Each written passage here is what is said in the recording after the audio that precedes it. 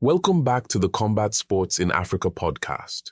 Today, we're honored to have André Rosa, president of Judo Global São Tomé and Príncipe, joining us once again.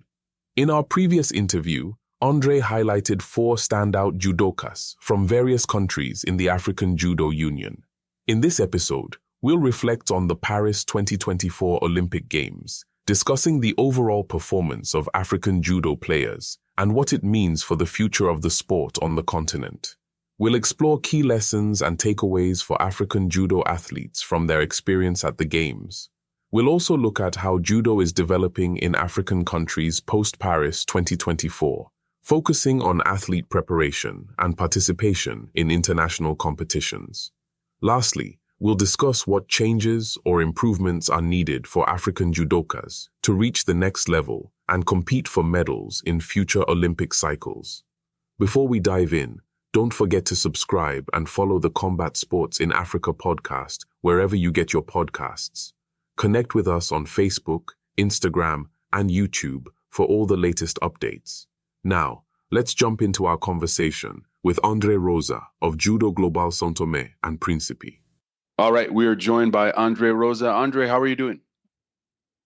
I'm good. Thank you for this invitation. I am excited to talk about this amazing event we had, the Olympic Games. Yes, definitely. Thank you for rejoining us again, of course. And for anyone who missed our previous episode, we did an interview with André where he talks about his top picks as far as African competitors at the Paris 2024 Games. This is a follow-up after the Games, a post-interview of sorts. Obviously, the Games have been finished for well over a month plus now, but I'm curious to hear André's opinion about, Africa and all the African countries, of course, because Africa is not a country, it's a continent made up of over 40, almost 50 plus countries. And André is going to share his opinion because he's actually on the continent of Africa.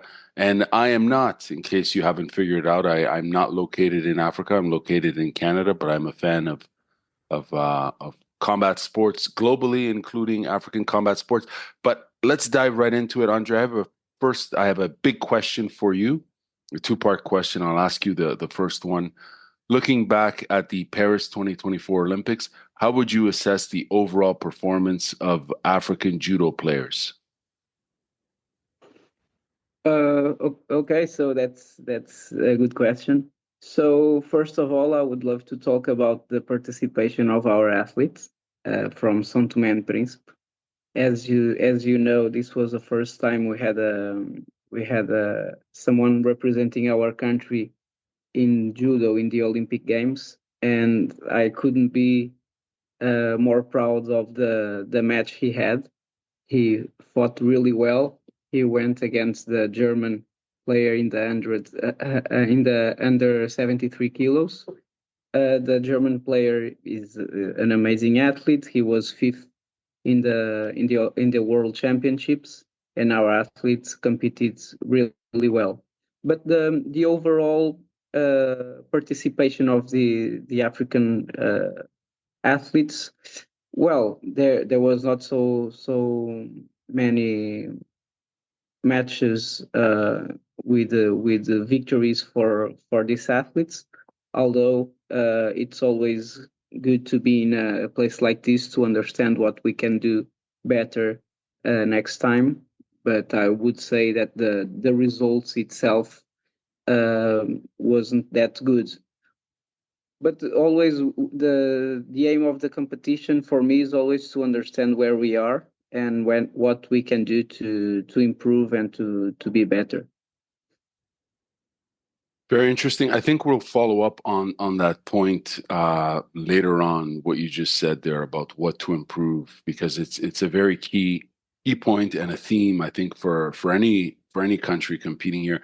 The second part of the question that I ask is probably open to criticism, because when I think about it, like I drafted these questions, and now that I reread them, I'm like, is this question even fair? So I'm going to pose it, and then I'm going to ask you a question about this question. The question is, what does this mean for the future of the sport on the continent? I'm I'm curious to know, like, as I'm rereading this myself, I'm thinking, is this question a fair question to ask, especially for sports continentally, for African sports, or for African judo that is continentally in Africa? Is this question fair to ask? What does this mean for the future of the sport on the continent? And I ask that because, would I be asking someone in Europe that question, or someone in Asia? Would I be asking them in Japan? What does this Paris 2024 mean for the future of the sport in Japan? Or what does this mean for the future of the sport in Canada. Germany or Canada? That's right. Is this a fair question for me to ask, or is it or am I being maybe biased? Or what are your thoughts on the question, I guess, from a critical lens? Hmm. So, of course, to have good results in a sport like judo is very complex and depends in a lot of variabilities. Although with these results, I believe a lot of countries, because we work a little bit in an individual level. Like each country has his own aims and his own goals, and I think some countries want to have a better results. We had already medals in the Olympics in previous editions for African countries, and I believe these countries want to go back to the podium as they did in the past. In terms of, I think some things will change. I believe some things will change, but the biggest change that could happen, for instance, in our country, would be to have more investment from the government. I believe in a country like ours, like São Tomé and Príncipe, where sometimes people are not very happy with the future, or with a lot of hope of their future. It's good to have examples like sportsmen, like athletes that show success in the world stage, to make the people to believe that it's possible to have a better future. In other fields of life, it's possible to have these examples as well, like in music, in the artistic level too. But I think one particular importance that I can see to invest in the sports is to have good role models for the youth, to see that if we believe, if we put the work, if we invest in one goal, we can achieve it. So if the government in our country, um, I understand they want to invest more in the sports. They want to invest more in the individual sports, since we are a small country. So I believe with the small changes, we can do a lot of improvements. In the other countries, well, it's difficult to tell, but I believe in the North African countries, some have already medals in the Olympic Games, and I believe they want to go back to the podium as they did in previous editions. Very interesting. I think when we look at the North African versus Sub-Saharan African countries, there's obviously, it's fair to say there is a gap maybe in terms of overall participation and performance. I should have the stats and the numbers. I don't at the moment to share, but it seems that just going on what I've observed, and correct me if I'm wrong, it seems that their judo program is certainly more active as far as the numbers of participants that we see at continental level tournaments in Africa and international ones. The point you make about, youth seeing success stories locally from their country, it does have an impact anywhere in the world, right? When you see an athlete representing your country, your part of the world, making it to the podium. Um, for example, like there's the boxer from Cape Verde. which Exactly. I'm always mispronouncing that country's name, but you can correct me on that pronunciation. I'm speaking about Daniel Varela de Pina, who's a boxer, Exactly. captured the bronze medal. We saw his obviously he's an international star and he put his country on the map. And more importantly, I think he highlighted his sport and the potential of his sport in his country. He trains out of Portugal, if I'm not Hmm. mistaken. But no, it's important for sure, and I think it's great for. And I'm glad you mentioned the point about success in different ways. Obviously, there's success in the artistic milieu.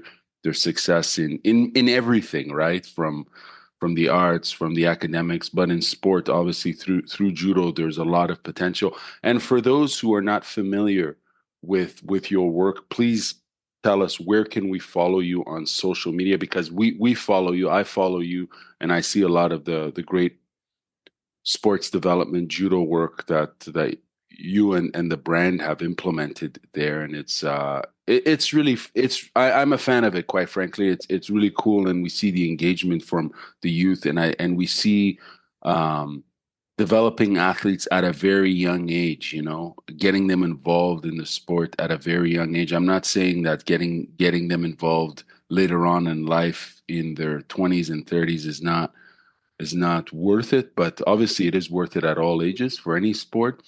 But especially, I think, down the road for future competitors, for those who have ambitions to compete internationally, it's great to see youth involvement at a very young age. So where can people find your content on social media? So thank you for your words. We on Instagram you can type Judo Global _ STP. We tend to post almost daily with some updates from our project. And yeah, I believe we want to have the opportunity to everybody to do judo, from the young age to adults to elderly as well. We believe there's a lot of potential in the sport to make people to have a better well-being, to have a better life. And we try to verticalize all the practice of judo, to have the opportunity to everyone to join us to practice judo. And yeah, we focus a lot in the youth. We focus in our instructors as well to implement our methodology. We believe it's a good way to grow the sport is to train more instructors to teach judo. So with more instructors, we can have more practitioners. We can give the opportunity to more people to join the sport.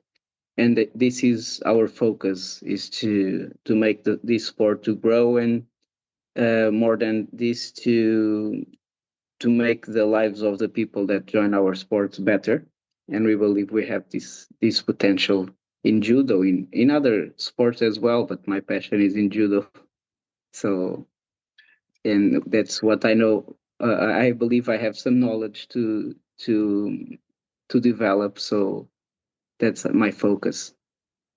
It's great that you're applying, your subject matter expertise. Obviously, as you mentioned, is judo, and you're sharing that with the world. Obviously, that's what gifts are for, right? It's they're to be shared with the world, and you're doing that. Speaking of which, in terms of key lessons or takeaways for African judo athletes at these games, speak to us about your athlete in particular. And I know you mentioned he fought a German, Igor Wantke, I believe his name. I'm mispronouncing his last name. I apologize. That who got beat by a Canadian after he beat the San Tome player. But speak to us about Exactly. some key takeaways for this particular athlete of yours, the Oliveira, and then, if possible, speak about other African athletes that you were following at the games, if you Mhm. don't mind. What are some of the lessons learned? Exactly. So for our athletes, we need since I know him since the first day he joined judo. He joined judo here on the island where I live in on Principe Island. He was one of the first students I had here to practice judo, and he has a very he's a great character. So always wanted to join uh, positive things in his life, to join all the opportunities he has to for development, always to give his contribution to different projects in different areas. So with a lot of modesty, a very humble person. So he started doing judo here, and then when he went to São Tomé to continue his study, he never gave up. Although during that time the judo in São Tomé was not as developed as here on Prince Island, he continued. He tried to give his contribution in São Tomé too, coaching some kids too there. So always being connected to judo. And then 1 year after that, or two, I don't remember exactly, he went to Portugal. And as soon as he arrived in Portugal, he showed the intention to continue to practice judo. And with the connections I have with Portugal, I found a place for him to continue his journey in Portugal. The first competition he did in Portugal was a local competition.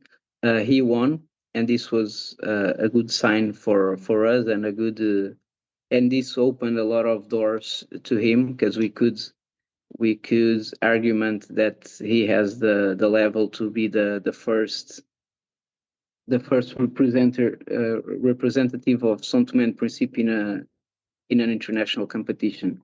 So his journey in the international competitions was in January of 2023. So short period to prepare for the games. Of course, we know all the limitations. We know in which part of the process he was back then. We knew there was a lot to do to develop his level in only 1 year and a half. But although he had the courage to continue, although we hadn't, he struggled a little bit from a financial perspective, working 8 hours a day or more, and then training. It's not easy. When we were closer to the games, he needed to move from the town he was to the capital, Lisbon, and we didn't know if he would go to the Olympics or not. So in June or May, I think in May of this year, he moved from the town he was to Lisbon to train more, to have more conditions for training. Although he needed to abandon the job he had, so he struggled financially to to improve his level, to find better training conditions. And then when we knew that he was going to the games, we were very happy. He could find a job in Lisbon to improve his financial conditions, and could maintain his working level in terms of judo. And the level he presented in the games was much better than we saw before in the other competitions. His stamina was much better. His grips game was much better. The courage he showed, all the intention to follow the plan we had. I was very proud to watch him fight in the Olympics, and this makes us believe that with the work, with the strategy, with the opportunities, we can do much better. And all the all the positive things goes to Holdinay, that had this challenge and has accepted this challenge uh, without knowing what exactly was what was going to happen, and he did an amazing job. I'm very proud of him. You mentioned the courage to continue, and I'm glad that you opened that door on the theme of courage to continue, because there's struggle for anyone involved in these sports as amateur athletes, as you mentioned, the financial hurdles and the struggles. I'll step back and I'll just say, from my understanding of having interviewed various amateur athletes, judo players, worldwide, etc., and other sports, that's a recurring theme, is just how hard it is, obviously physically, mentally, spiritually, but also financially. And obviously, it varies globally, right? When you look at athletes, whether they're in Asia, Europe, Africa, and North America, but the recurring theme is financial struggle, because some of these athletes do have a full-time job, right? They work 8 hours a day. They're putting in the work for a living, but also the work on the mats, respectively, in their sport. He's only 24 years old. He fights in the under 73 kilo, the division, and you mentioned that he had the courage to carry on. How important is that, having that courage to carry on, and as opposed to throwing in the towel, as they say, that expression of just bowing out and giving up? And how do you teach that to people? Does that come with their hardware or their software, or is that something that could be encouraged? Because I'm going off on a rant here. I apologize, but like it's a recurring theme that I see, because we don't know athletes' full lives, right? There's so much more to their lives than their sport, you know, and there are boundaries as to how much we need to know.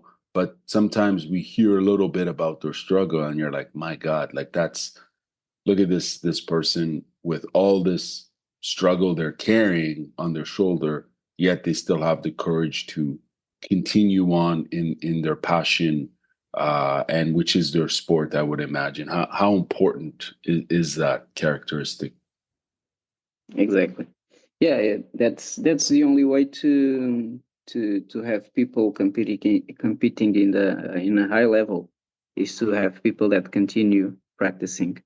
So, for instance, normally the peak performance in judo is in between 26, 27 years old. Some people have the peak a little bit later. Some people that have the peak a little bit sooner, and with the risk of injuries, with the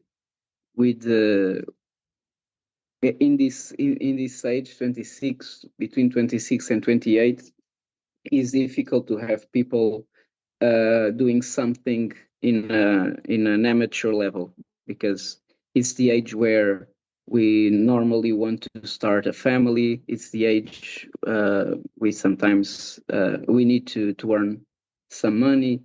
So in other sports, when you have the peak sooner, the athletes can plan their lives to practice sports until 20 years old or 21 years old, while, for instance, they are studying or something like that.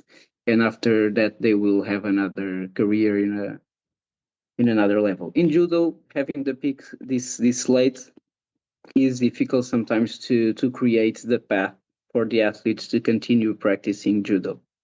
And this is, I would say, this is the struggle we have, and this is a challenge we have, and that we want to create a path for people to continue to practice judo, for them to have their potential achieved. So, for in this case specifically, we are always trying to create the conditions for for holding A to continue practicing judo.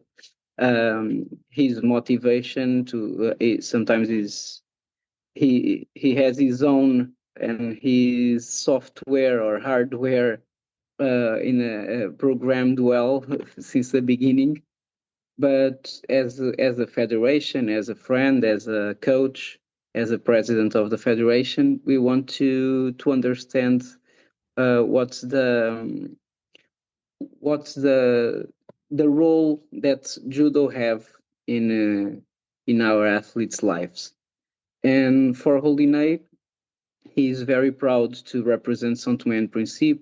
He's very proud to be the first to represent our country in different competitions, like in the Olympics, for instance. He likes to have this patriotic motivation to carry the flag in different stages. So, but we always need to understand how can we adapt his life to for him to have the conditions to have some comfort, to have his money to continue and to practice judo at the same time. Sometimes this is difficult to find, but with Holinay, we have someone that it's compromised to fight for a better life with us together. So that's the courage he shows. He although sometimes we don't know what is going to happen, he is there to continue, and he believes we are together. We can do a better job to develop the judo, to have more people practicing judo, to have better conditions for the ones that comes after us. So that's what I feel from Holinay. He is compromised to make things better, not only for him but for the future too.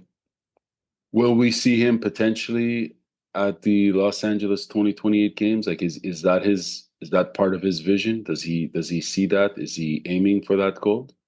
Pardon? Yes, Oh wow. Okay. exactly. Okay. Yeah. Fantastic. So, and I believe he will be much better there than he is now. We have now we with this experience, this changes a lot in the mindset the athletes have, and now I believe he understands the works that need to be behind a good performance. So I believe in 2028 in Los Angeles, if he can go to the Olympics, he will be much better prepared. Fantastic. It's funny, I must say, initially I told Andre, hey, Andre, I need about 20 to 30 minutes of your time for this interview. We're already, I believe, 30 minutes into it, and I'm barely halfway through. I'm enjoying this. I'm enjoying this conversation, and I hope you can stay on for a bit more because I have a Yeah. couple of more questions for you. I want us to focus on another player from the continent of Africa, in particular, Belkadi. I know you highlighted her in our previous episode as someone with a lot of potential at the games. What did you think of her? I'm assuming you watched all of her fights at the game. She had two. Um, what did you think about her performance generally Well, the match the first match, it was a very difficult match against against the Barrios from Barrios? Yeah. Venezuela. Hmm. She's very strong, and to be able to win this match, I think this is an amazing achievement. Big time. Well, although I couldn't watch this match particularly, as you know, the broadcast of the Olympics is quite special compared to the other competitions, the other judo competitions where we can watch the match on demand. Right. But this was a very difficult match for sure to win against such a strong fighter as Barrios. But maybe you can tell me more. Right. Particularly this fight, I couldn't watch. I'll be honest with you. I watched as much as I could. Obviously, I caught both of her matches. I watched so many matches as what was available. Obviously, because some matches were not fully available, as you described. The broadcast was somewhat selective here as well, and I caught her match against the Venezuelan Barrios, and she won. I couldn't tell you how she won. She got the Wazari. Yeah, I don't remember the throw. When you watch so many matches, and it was such an emotionally charged Olympics that, in all Yeah. honesty, I don't think I've recovered from watching the games. It was such an overwhelming. I'm speaking purely as a fan. If anyone is listening to this, you have to understand. I'm speaking as purely as a fan of the sport. I'm not a subject matter expert by any means. I'm just a fan, and it's such. I find this sport vis-a-vis other sport, and this is just my opinion here, folks. Like I love MMA. I enjoy watching boxing. I appreciate, Greco and freestyle wrestling and so on. I could go on, but I find this sport in particular, for me personally, to be the toughest and the most overall dynamic and entertaining sport to watch. And I use that word entertaining loosely here. I'm not saying it's sports entertainment, although I appreciate sports Hmm. entertainment as well. I just think it is the most globally competitive sport out there. And when I say that to people here in North America and in Canada, where Yeah. I am, they look at me like I'm crazy. But but Exactly. but that's a different story. All I can say is that watching the Paris 2024 games and the amount of content that I watched, it was overwhelming, I must admit. Yeah. And I think I have some short-term memory loss, in all honesty, because it was that intense and it was that captivating. Her second match against Leski was a very interesting one. And Hmm. she did lose this match.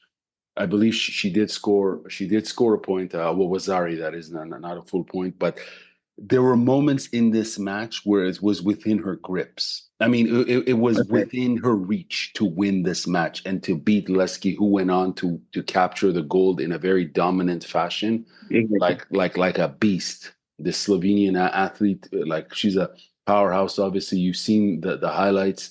She went on Hmm. she went on to beat Barrios, to beat Bushman Pinar from Canada, which I was cheering for Bushman Pinar, because she's an Exactly. incredible fighter, and really really incredible on the ground to watch. I'm not just saying that because I'm cheering for the Canadians. I genuinely think the Canadian team has an incredible, diverse, range of athletes, and yes, I cheer for them, but I also cheer for others who put on a great effort and performance. Shileski went on to beat Clarisse in France, and she moves Hmm. on into the finals against the Mexican Awita Alcaraz. But I'll just say, going back to Belcati, I mean, what a performance by her in the round of 16 against Leski. There was a Exactly. moment where it was within her grip, like within her reach. And Hmm. I guess the question I'm asking is, as a coach, Andre, how do you celebrate someone's effort?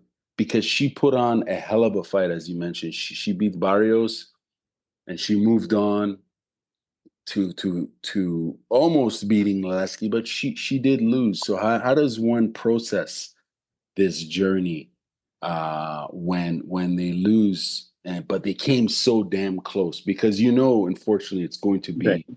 in her mind for forever. Exactly. Yeah, I believe. I believe that's difficult to manage for sure. Although the perspective in competition, I think I already mentioned this, is to focus on the path, what we are doing here, what we are doing with our lives, and the contribution we want to give to society. Well, in competitions, of course, like the Olympic Games that only happen uh, in 4 years, we put a lot of energy to have our best performance, and sometimes feeling that we have the success in our hands, and to lose it must be difficult to digest. Although the I believe the focus in of the coach and is to pass to the athletes that we are in our lives is a path, and what we can learn and what we can do in this path is the most important things. And if we can contribute to something bigger than ourselves, it's the best thing we can do with our lives. So yeah, so the focus must be on the task, what we did well, what we can improve.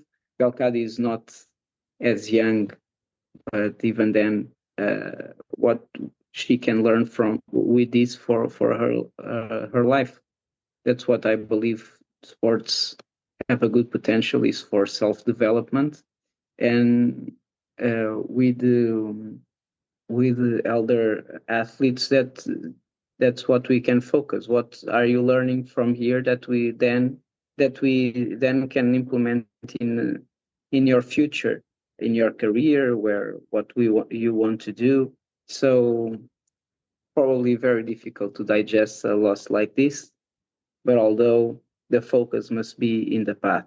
Uh, that's what I believe. Sometimes difficult to implement, but in the theory, I would say is this focus in your path. And it's always interesting to highlight the journey for some of these athletes. It's we have to look at their entire career as a whole, and their achievements in that journey as well too. Making it qualifying for the Olympics for her was quite a journey, as it was for any athlete. And I think because the whole world was watching, the entire world was watching these games, and Exactly. we were inundated with so much content from all these sports, all these athletes, and sometimes we don't focus on the ones who don't make the podium for a variety of obvious reasons. But I think we should too, because they also have a story, and they put on their best effort while the whole world was watching. Now, Andre, I'm going to move on from the African athletes and just ask Mhm. you a more broad, excuse me, a broader question in terms of just the overall Paris 2024 games when it comes to judo. What did you think of other competitors from Europe, from North and South America, and from Asia, and overall, what was your favorite match or your favorite story? What comes to Mhm. mind beyond obviously your own athletes from your Exactly. country, but Well, for me, the best match was the final of the 90 kilos between Bekauri and Murao. Bekauri from Georgia and Murao from Japan. This was an amazing match. So during the event, we could hear some criticism on the rule sets. A lot of matches. Some people were criticizing how so many matches were won with Judo or Sokomake. And then we had this match between Bekauri and Murao that almost had like five weapons in total, if this was possible. So very, very good attacks, very good throws with Vazaris, with it was an amazing match. This match for me was probably the best in the competition. The the way both athletes could manage to throw the opponent and to manage to find a solution in a such tactical match, because the final of an Olympic Games is always very tactical, but they could manage to find ways to throw the other athlete, and this one for me was my favorite. A big surprise was the Mexican that you mentioned before, Priska Alcaraz, and her father is from Kenya actually, so she had some African ancestry. So this she was a surprise for me. I This was not the first time she had a good result, but although to manage to go to the final of the Olympic Games was a surprise. And she used to fight for Great Britain, and then her mother is from Mexico and her father is from Kenya, and then she started to represent Mexico. And she has an amazing judo level, very nice techniques, tomoe-nage, very beautiful throws. And it was amazing how she could manage to go to the final. This, for me, this was a surprise, and I want to congratulate her for this achievement. But I would highlight these two points: the final of the 90 kilos and the Mexican athletes, Prisca Awit Alcaraz.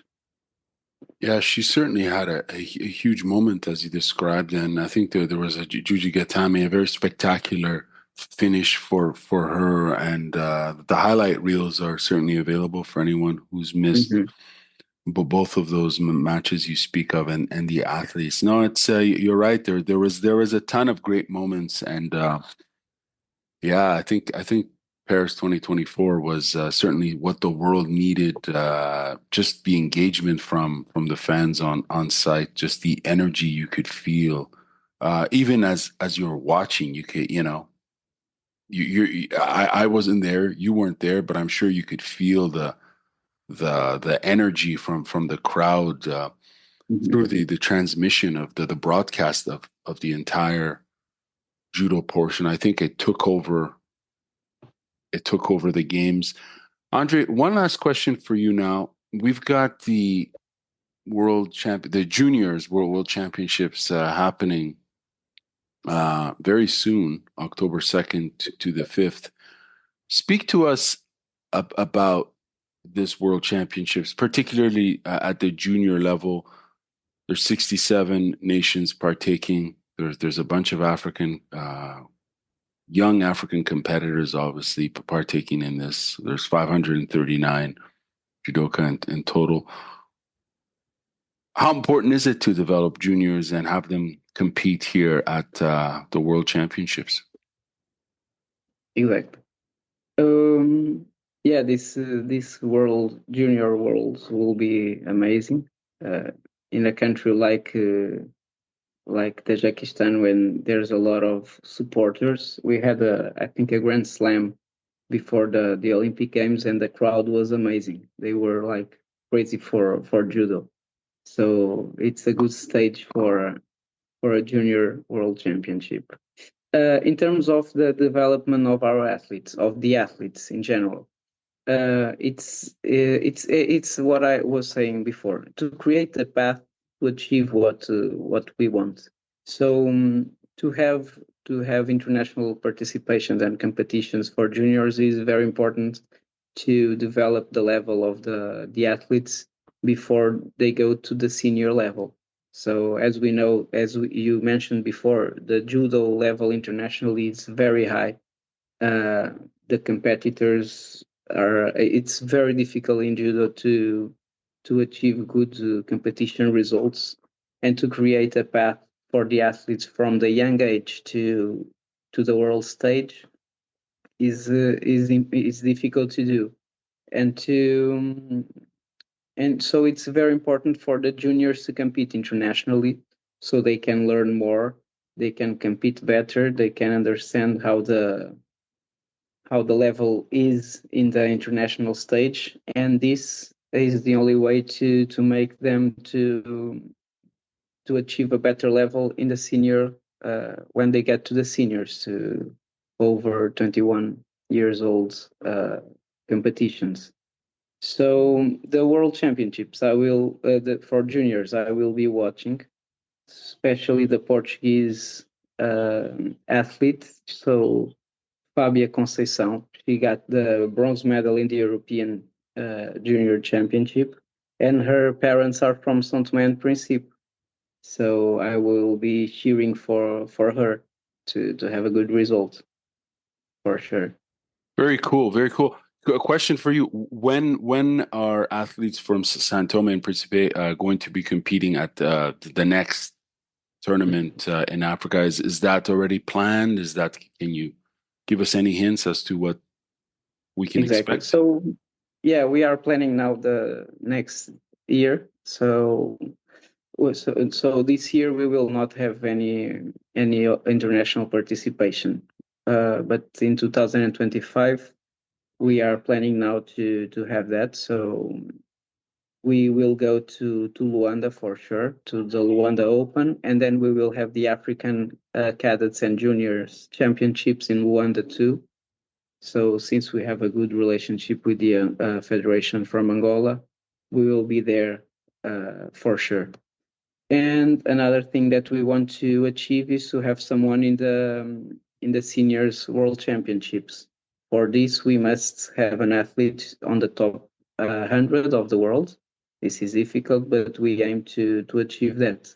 So we will have more African Opens participations and Grand Prix and Grand Slam too, to achieve points to have someone participating in the World Championships.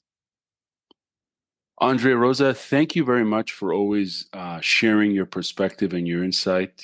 I appreciate as a listener. It's always great to hear from you and your position and perspective on various issues in sport in Africa and beyond.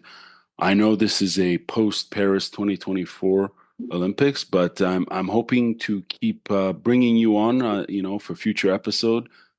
Just as long as you're willing to share. I hope it's you're not annoyed with all these questions, but thank you very much. I do appreciate your time and always your input. Well, thank you very much for the invitation. I'm glad to have this opportunity to talk with you, and hope you and the other listeners enjoy what I have to share. For me, it's always good to talk about judo, to talk about development. So I am open to do this more and more times, yeah, with you especially. Awesome. Thank you very much, my friend. Have a wonderful day. My pleasure. Thank you for joining us on the Combat Sports in Africa podcast. We hope you enjoyed this interview conducted by Garmami with André Rosa of Judo Global São Tomé and Príncipe. Until next time, stay passionate about combat sports in Africa.